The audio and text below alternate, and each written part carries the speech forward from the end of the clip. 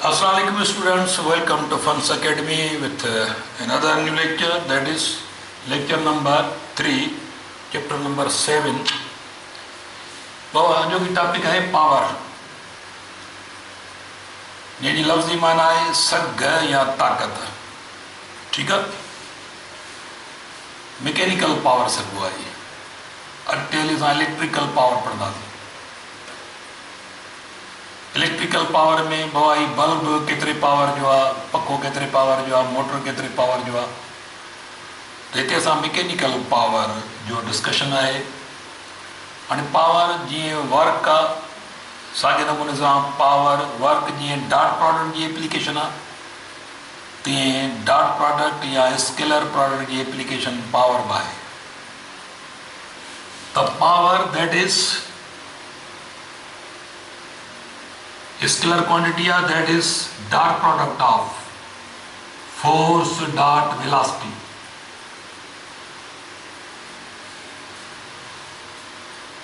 माना जेकर कंहिं एजेंसी जी तव्हांखे पावर चेक करणो आहे, त पावर चेक करण जो मतिलबु आहे त सिंपल अरेंजमेंट, यानी फर्ज़ कयो हिकिड़ो फॉर एग्जाम्पल हिकिड़ो मज़दूर आहे। ठीक है, यो मजदूर केतरी रफ्तार से वेलासिटी केतरी है, यो मजदूर केतरी इन ब्लॉक के छिकींदो तो वने, हाणे केतरी रफ्तार से फर्ज कयो 2 मीटर पर सेकंड से यो मानू इन ब्लॉक के 2 मीटर पर सेकंड से ये खयो तो वने, आई फोर्स सर्टेन एंगल ते लगाए रहियो आहे, इज इक्वल टू 100 न्यूटन।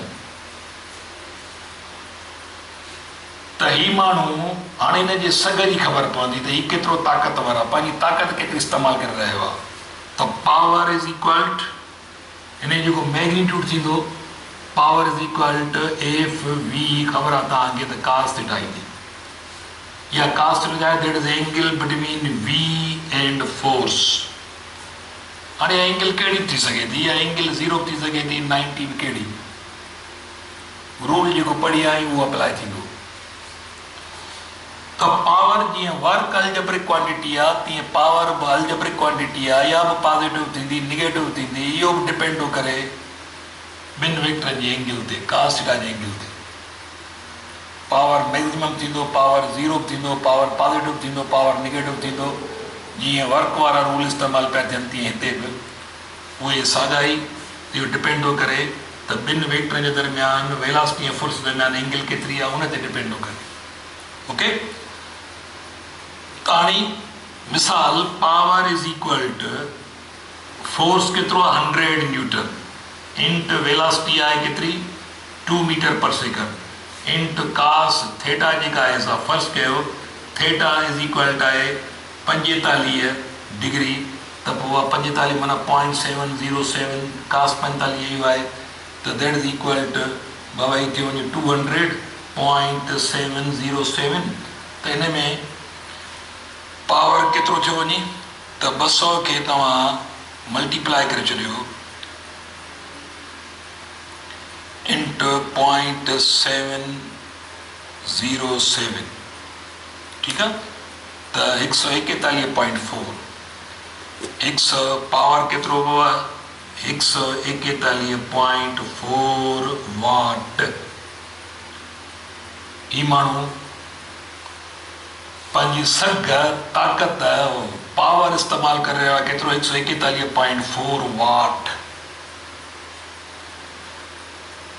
त इहो पावर जो जेको आहे सो यानी फॉर्मूला आहे, हीअं लॻो फोर्स ऐं वेलासिटी, पर पावर खे वरी ॿिए अंदाज़ सां बि ॾिसो, since power is equal to force into velocity, power is equal to force into velocity is equal to displacement upon time, displacement upon time. त मथे फोर्स ऐं डिस्प्लेसमेंट वरी वर्क जे बराबरि थी आहे। त पावर हिन फॉर्मूला में ज़रा जेकर फोर्स डिस्प्लेसमेंट ऐं टाइम मिलियल आहे, हिकु बारी हेतिरो ज़ोर लॻायोसीं हेतिरे टाइम में हेतिरो परे वई, ॿुधायो त एजेंसी जेका हुनखे खणी वई तो उन सग केतरी इस्तेमाल कई, पावर केतिरो इस्तेमाल थियो। मिसाल power is equal to force, हिकिड़ी बॉडीअ फोर्स लगायो आहे 100 न्यूटन इंटू डिस्प्लेस कयईं उनखे 10 मीटर ऐं टाइम केतिरो लॻाईं, टाइम लॻाईं उन में फ़र्ज़ु कयो फॉर एग्ज़ाम्पल 10 सेकंड टाइम लॻाईं। त हिकिड़ी बॉडी 100 न्यूटन ज़ोर लॻाए बॉडी 10 मीटर परे खणी वई, पर केतिरे टाइम में? ॾिसो वर्क में टाइम इन्वॉल्व न हूंदो आहे, पर पावर मेयर करण में हाणे टाइम इन्वॉल्व थींदो। माना केतिरो टाइम लॻुसि? 10 सेकंड लॻसि त 10 में कैंसिल, त माण्हू जी सघ इस्तेमाल जी केतिरी हुई? 1000 वाट। त वर्क इंडिपेंडेंट ऑफ टाइम हूंदो आहे, जॾहिं त पावर टाइम ते डिपेंड करे पियो। ज़ाहिर आहे जेतिरी रफ़्तार वधंदी माना घटि टाइम में वर्क थींदो। त पावर खे तव्हां पावर आल्सो इक्वल टू ही वर्क जे बराबरि आहे rate of doing work, work done by any agency per unit time, उन मां हुनजी पावर जी ख़बर पवंदी। ऐं जेका बॉडी वर्क कंदी माना हुन में छा आहे? एनर्जी आहे, energy upon time. Rate of spending energy या rate of doing work is equal to power. त पावर बाबा हीअं बि लाइबो, पावर हिन फार्मूला में बि, पावर हिन फार्मूला ज़रिए, पावर हिन फार्मूला ज़रिए बि लाइबो। पावर इहे यानी पावर जा मुख़्तलिफ़ फार्मूला थी सघनि था। ओके, ॻाल्हि साॻी वञी थींदी। हाणे पावर जो जेको यूनिट आहे सिस्टम इंटरनेशनल में, हिते साॻा रूल इस्तेमालु थींदा बाबा, जीअं वर्क जा रूल पिया इस्तेमालु थियनि। जेकॾहिं फ़र्ज़ु कयो हिकिड़ी बॉडी हीअं वञी रही आहे, रफ़्तार हिन तरफ़ अथसि फ़र्ज़ु कयो, पर फोर्स 90 ते थो लॻे, त हेॾे जेका बॉडी वई आहे हिन ते का ॿी एजेंसी पावर लॻाए रही आहे, ॿी एजेंसी ज़ोर लॻाए रही आहे, पर हिन तरफ़ां हिन एजेंसी तरफ़ां हिन ते पावर इस्तेमालु नथो थिए पियो। 90 डिग्री आहे, त माना फोर्स ऐं वेलासिटी दरमियान एंगल 90 आहे, त बाबा डॉट प्रोडक्ट 0 आहे। माना हाणे हीअ एजेंसी पंहिंजी सघ हिन ते इस्तेमालु नथी करे, का ॿी एजेंसी आहे जेका उहा पावर इस्तेमालु करे रही आहे, पर हीअ एजेंसी जेका हीअं थी ज़ोर लॻाए उनजो हिन ते पावर 0 आहे। जीअं वर्क 0 आहे तीअं पावर 0 आहे, उन करे परपेंडिकुलरली नॉट अलाउड। ठीकु आहे, जेकॾहिं हिकिड़ी बॉडी हीअं थी वञे, हिकिड़ो माण्हू हिनखे पोइते थो छिके, मिसाल हिकिड़ो माण्हू आहे हिनखे पोइते थो छिके, हिनखे हीअ बॉडी रफ़्तार सां अॻिते थी वञे पई, केतिरी रफ़्तार सां अॻिते थी वञे लाज़मी आहे, हीउ माण्हू पोइते छिके रहियो आहे, पर पाण बि ओतिरी रफ़्तार सां अॻिते वञे थो, छिके पोइते थो पर अॻिते थो वञे पियो। माना हाणे हीउ माण्हू पावर इस्तेमालु करे रहियो आहे, पर निगेटिव। त अहिड़े नमूने सां यादि रखे छॾिजो त साॻा ई रूल इस्तेमालु थींदा। Power work independent of time आहे, पर पावर टाइम डिपेंडेंट आहे, उन करे यादि रखे छॾियो त हीउ पावर जा फार्मूला तव्हां ज़हन में रखो। Power is equal to force velocity into cos theta. त पावर इज इक्वल टू बाबा फोर्स वेलासिटी माना डिस्प्लेसमेंट अपॉन टाइम, हिते एंगल बि ॾेई छॾियो भली, ॻाल्हि साॻी थींदी वञे। पावर ही एंगल वरी हिते थींदी डिस्प्लेसमेंट ऐं फोर्स जे दरमियान, हिते एंगल आहे फोर्स ऐं वेलासिटी। ॾिसो टाइम इन्वॉल्व थो थिए, हिते बि टाइम इन्वॉल्व आहे, छाकाणि जो वेलासिटी जेका आहे सा डिस्प्लेसमेंट पर यूनिट टाइम आहे। अहिड़े नमूने सां पावर इज इक्वल टू असां हिते मथे वर्क जे बराबरि आहे वर्क अपॉन टाइम। त power is equal to work उहा बॉडी कंदी आहे जंहिंमें कमु करण जी सलाहियत हुजे, माना जेका बॉडी वर्क करे रही आहे उहा पंहिंजी एनर्जी ख़र्चु करे रही आहे। ही पावर जा मुख़्तलिफ़ कलर्स आहिनि, मुख़्तलिफ़ रंग आहिनि। हाणे अचूं था पावर जो यूनिट। हाणे पावर जो जेको यूनिट थींदो आहे, पावर जो यूनिट थींदो वञी वाट। सिस्टम इंटरनेशनल में हिकिड़ी बॉडी आहे। हाणे हिनखे तव्हां छा था कयो पिया, 1 न्यूटन ज़ोर था लॻायोसि, केतिरो? Force is equal to 1 newton. ऐं हिनखे खणी था अचो केतिरो परे? 1 मीटर परे खणी था वञो। 1 न्यूटन ज़ोर, कांस्टेंट ज़ोर 1 न्यूटन लॻाईंदा जो 1 मीटर परे खणी अचो। हाणे इहो वर्क थियो 1 जूल। हिते इहो वर्क इज इक्वल थियो वञी 1 जूल। त जेका एजेंसी जोर लगाए रही आहे उन वर्क त 1 जूल कयो, पर उन सघ केतिरी इस्तेमालु कई, ताक़त केतिरी इस्तेमालु कई, पावर केतिरो इस्तेमालु कयो। हाणे उन लाइ टाइम खपंदो। जेकर 1 जूल वर्क थियो 1 सेकंड में, केतिरे टाइम में, हाणे टाइम इन्वॉल्व आहे। रुगो वर्क ॾिसणो आहे त पोइ टाइम जी ज़रूरत कान्हे। पोइ भले इहा बॉडी 1 न्यूटन ज़ोर सां कलाक ताईं पहुचायो, 5 ॾींहंनि में पहुचायो, साल में पहुचायो, या 1 माइक्रो सेकंड में पहुचायो, वर्क 1 जूल ई थींदो। पर जेकर हाणे इहो 1 सेकंड में थो वर्क थिए 1 जूल, त पोइ सघ इस्तेमालु थी, पावर इस्तेमालु थियो 1 वाट।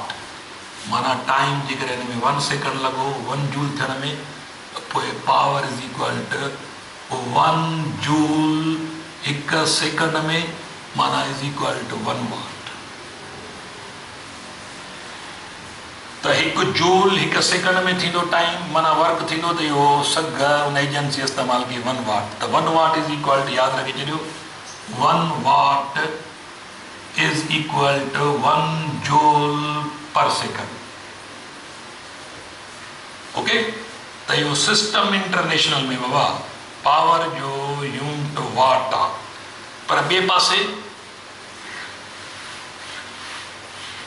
ब्रिटिश इंजीनियरिंग सिस्टम में, ब्रिटिश इंजीनियरिंग सिस्टम में पावर जो यूनिट बाबा, ब्रिटिश इंजीनियरिंग सिस्टम पावर जो यूनिट आहे foot pound per second, foot pound per second British engineering system में।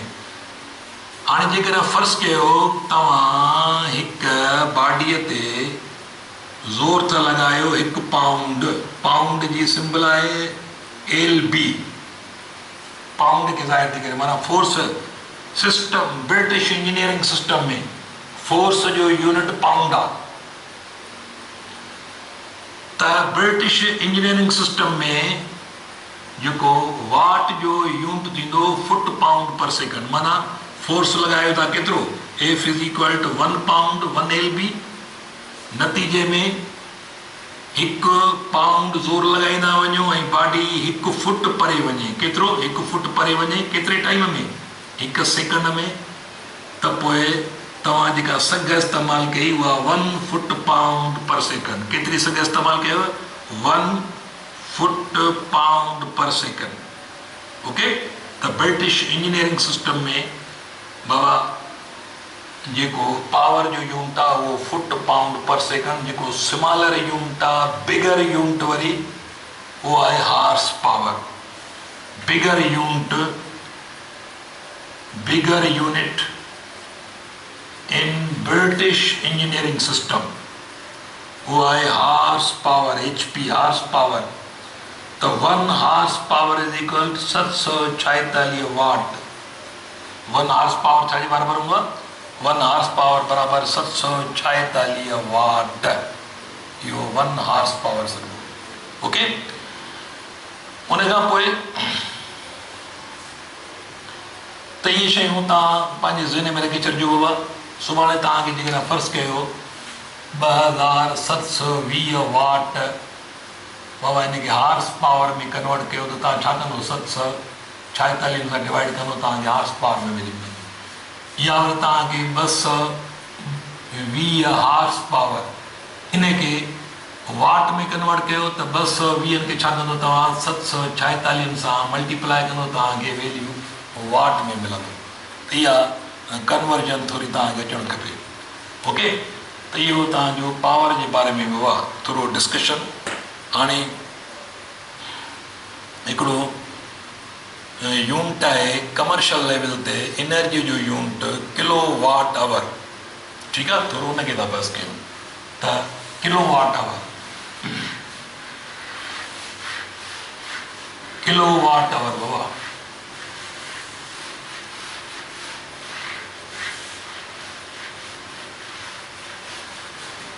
एनर्जी जो यूनिट है kilo watt hour, unit of energy